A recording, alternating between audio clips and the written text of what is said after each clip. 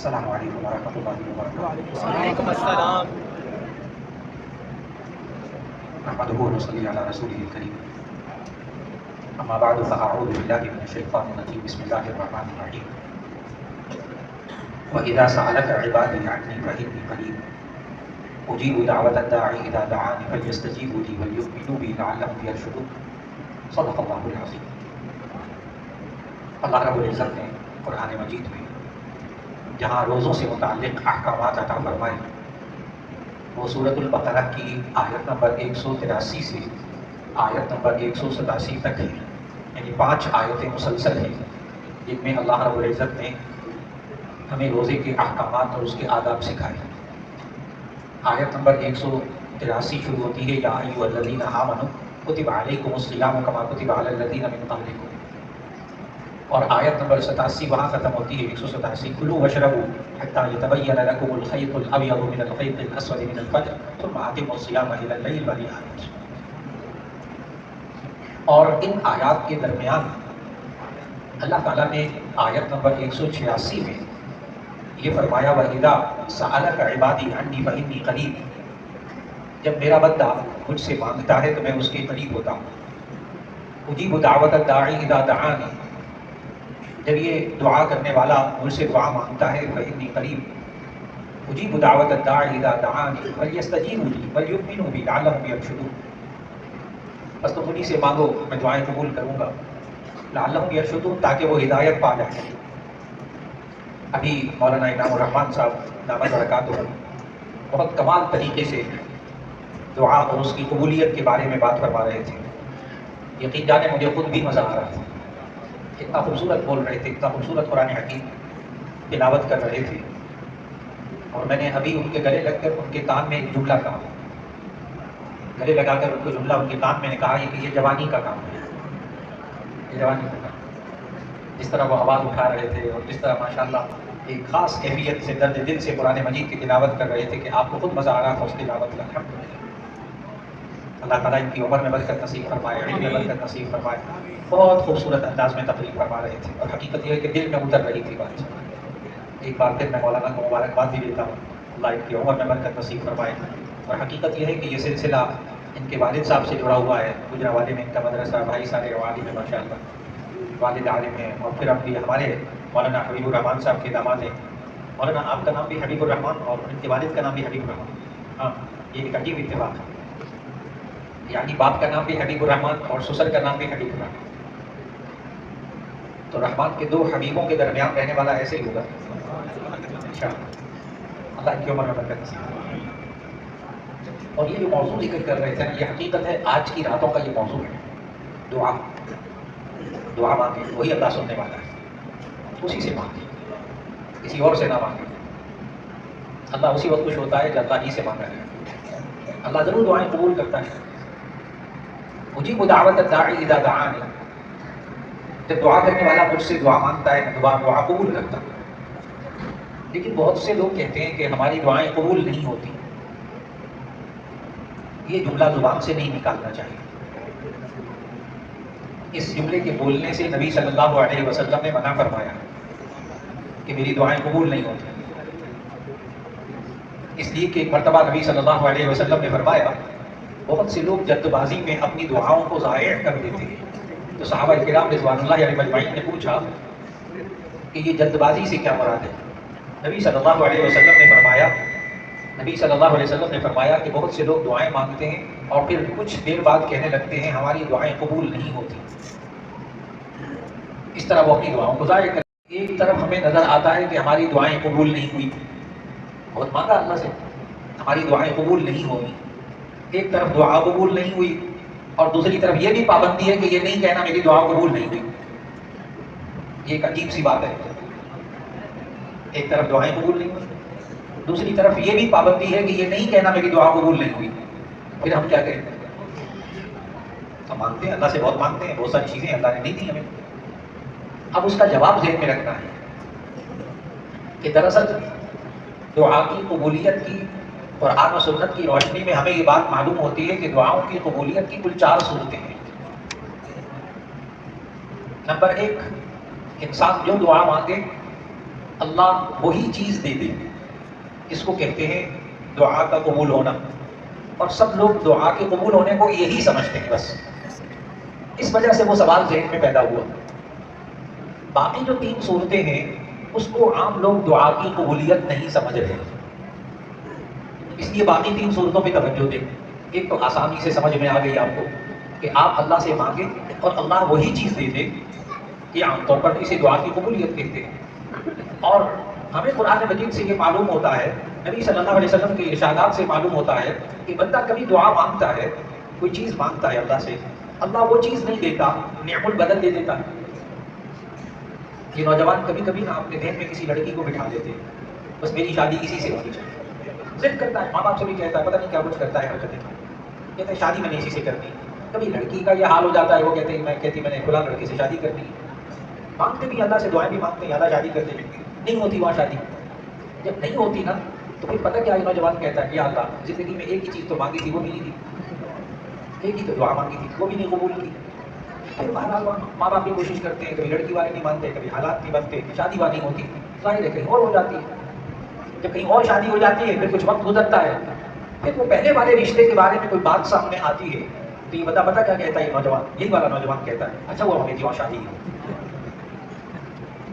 کئی دفعہ آپ نے دیکھا ہوگا کہ آپ کوئی پلاٹ لینا چاہتے ہیں، آپ کوئی گھر لینا چاہتے ہیں، خریدنا چاہتے ہیں، دعائیں بھی مانگتے ہیں، بس یہ بڑا اچھا گھر ہے مجھے مل جائے، یہ پلاٹ مجھے مل جائے، کوشش بھی کرتے ہیں، پیسے بھی جمع کرتے ہیں، سب کچھ کرتے ہیں، وہ پلاٹ نہیں ملتا، بڑا دل ٹوٹ جاتا ہے. خدا کہتے ہیں یا اللہ ایک ہی تو چیز مانگی تھی، پیسے جمع کر کے وہ بھی نہیں ملی. خیر یہ کوئی دوسرا پلاٹ خرید لیتا ہے، پھر کچھ عرصے کے بعد پتہ چلتا ہے کہ اس پلاٹ میں تو بڑے گھپلے تھے، وہ پہلے والے نہیں ہوتا. تو نوجوان کے پاس صرف ایک راستہ ہوتا ہے، وہ ہے ڈپریشن، مایوسی. ایک ہی راستہ رہ گیا ہمارے معاشرے میں. یہ جو میں نے بڑے میٹھے میٹھے انداز میں بات کی ہے نا کہ نئی باتیں پوری ہوتی ہیں تو یہ نوجوان بچے بچیاں ڈپریشن میں چلے جاتے ہیں، میں نے بڑے میٹھے میٹھے انداز میں بات کی ہے. لیکن جس گھر میں نوجوان بچے اور بچیاں اس کیفیت میں ہوتی ہیں نا، وہ ماں باپ سے پوچھیں ان پر کتنا عذاب ہو رہا ہوتا ہے. میں نے بڑے نرم لہجے میں باتیں کی ہیں، سارا گھر سکون ختم ہو جاتا ہے.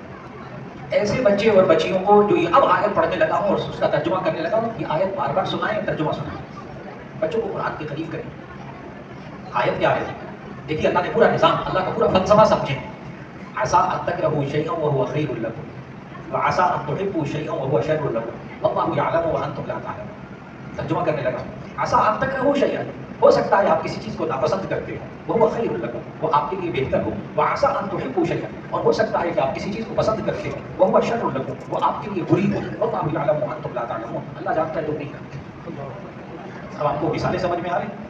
شکر ہے میری وہاں شادی کی، شکر ہے میں نے وہ پلاٹ نہیں خریدا، شکر ہے میری جان بچ گئی، میرے پیسے بچ گئے، ورنہ میں تو پھنس جاتا، ساری زندگی پھنس جاتا. اب اس کو سمجھ میں آتا ہے کہ اللہ کبھی وہی چیز دے دیتا ہے، کبھی نعم البدل دے دیتا ہے، اور اللہ جانتا ہے اس بندے کے لیے بہتر نہیں ہے.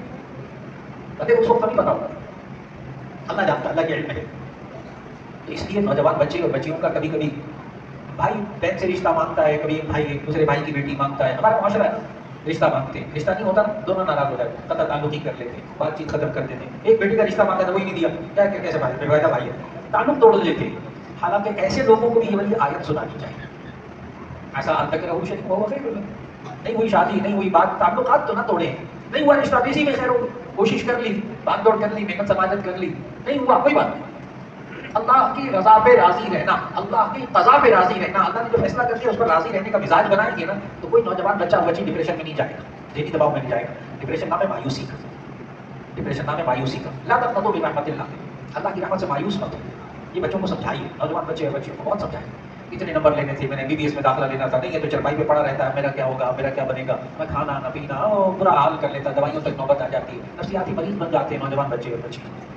ان کو سمجھائیں کہ اللہ سے مانگیں، یا تو اللہ وہی چیز دے دیتا ہے. دعا کی قبولیت کی نمبر 1 صورت کہ جو مانگا جائے اللہ وہی دے دیتا ہے.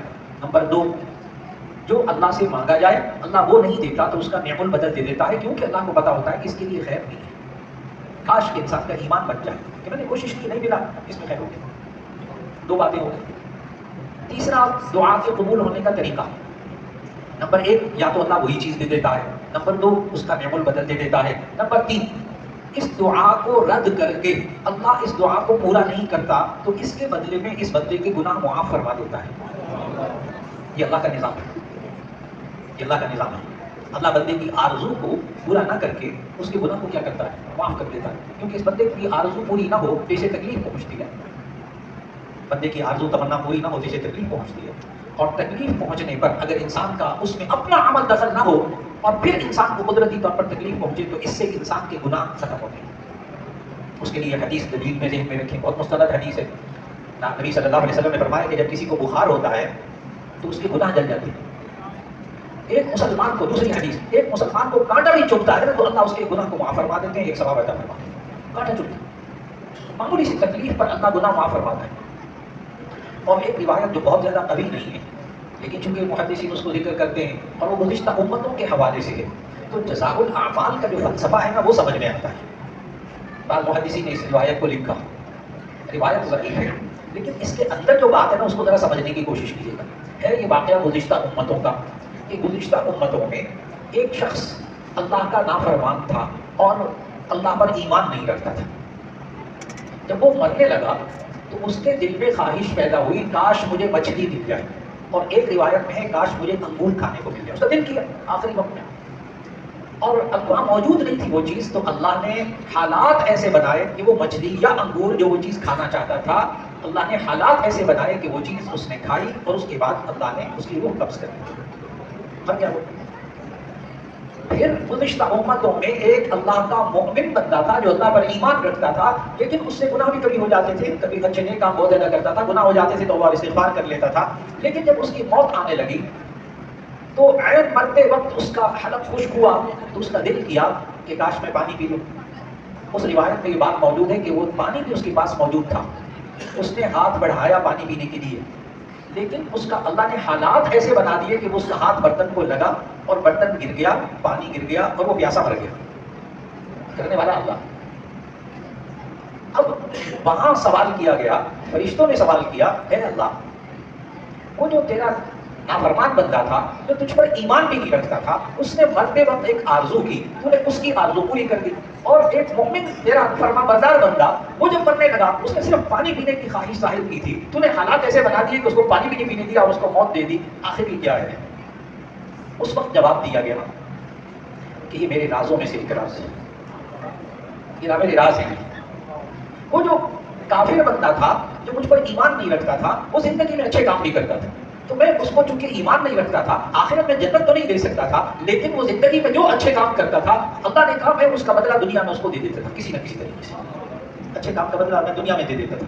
لیکن جب وہ مرنے لگا نا تو اس کا ایک اچھا کام باقی رہ گیا تھا جس کا میں نے ابھی بدلہ نہیں دیا تھا، تو مرتے وقت اس کی ایک آرزو پوری کر کے میں نے اس کے ایک کام کا بدلہ بھی دے دیا اور جہنم میں پہنچا دیا اس کو. اور جو ایمان والا بندہ تھا وہ زندگی میں ہمیشہ اچھے کام کرتا تھا، کبھی گناہ ہو جاتا تھا تو توبہ استغفار کرتا تھا، لیکن جب موت کے وقت اس کو پانی پینے کی اس نے آرزو کی کہ میں پانی مجھے مل جائے، پیاس لگ رہی ہے، تو اس کا ایک گناہ رہ گیا تھا جس پر اس نے توبہ اور استغفار نہیں کی تھی. میں نے اس کی ایک آرزو کو رد کر کے اس کے گناہوں کو معاف کر دیا اور بلا حساب اس کو جنت میں داخل کر دیا. ہم دعائیں مانگے یا تو اللہ وہی چیز دے دیتا ہے یا اللہ نعم البدل دے دیتا ہے اور یا اللہ اس کے بدلے میں گناہ معاف کر دیتا ہے. کتنی صورتیں ہو گئی دعا کی قبولیت کی. نمبر 4 یہ اب جامع ترمذی کی حدیث سنانے لگا. نمبر 4 اللہ وہ چیز بھی نہیں دیتا، نعم البدل بھی نہیں دیتا جو مانگا اس کا نعم البدل بھی نہیں دیا. اللہ جتنے گناہ تھے بے تحاشا اس کے گناہ تھے اور اس نے دعائیں بھی اتنی مانگی کہ پوری نہیں ہوئی، اس کے جائے گی نا اس وقت تو ہر چیز نظر آئے گی کہ میرا عمل ہے کہ نہیں ہے. اسی لیے تو ہمارے تمام اکابر کہتے ہیں نا، سمجھاتے ہیں کہ آنکھ بند ہونے کے بعد ہی تو اصل میں آنکھ کھلتی ہے، آنکھ بند ہونے کے بعد ہی تو اصل میں آنکھ کھلتی ہے. پھر وہاں بندہ جب وہ نیکیوں کے ڈھیر کو دیکھے گا نا تو وہ کہے گا اللہ یہ تو میری نیکیاں نہیں ہیں. ہم نوجوان خاص طور پر بات کو سمجھیں، یہ تو میری نیکیاں نہیں ہیں. تو اس وقت کہا جائے گا کہ اے بندے یہ وہ تیری دعائیں ہیں جو میں نے دنیا میں پوری نہیں کی تھی، اب اس کے بدلے میں نیکیاں یہ ڈھیر تیرا ہے. تو وہ اس وقت یہ شخص کہے گا کاش میری دنیا میں کوئی دعا نہ پوری ہوئی ہوتی. اس وقت نیکیوں کا بھاؤ معلوم ہو جائے گا، نیکیوں کی قیمت معلوم ہو جائے گی. اس وقت یہ جامع ترمذی کی حدیث ہے کہ نبی صلی اللہ علیہ وسلم اس وقت بندہ کیا کہے گا کاش میری دنیا میں کوئی دعا نہ پوری ہوئی ہوتی، آج مجھے نیکیاں مل جاتی. کیونکہ اس کو اس وقت سمجھ میں آ جائے گا نا کہ دنیا تو فانی ہے، اصل تو آخرت کی زندگی ہے جو باقی ہے. اس لیے خوب توجہ سے دعا مانگی، خوب توجہ سے دعا مانگی، بڑے اخلاص کے ساتھ دعا مانگی اور اس یقین کے ساتھ دعا مانگی یا اللہ وہی چیز دے گا یا نعم البدل دے گا یا گناہ معاف کرے گا یا آخرت میں نیکی کی صورت میں دے گا. مومن کی دعا رائے گا نہیں جاتی. وآخر دعوانا الحمدللہ رب العالمین.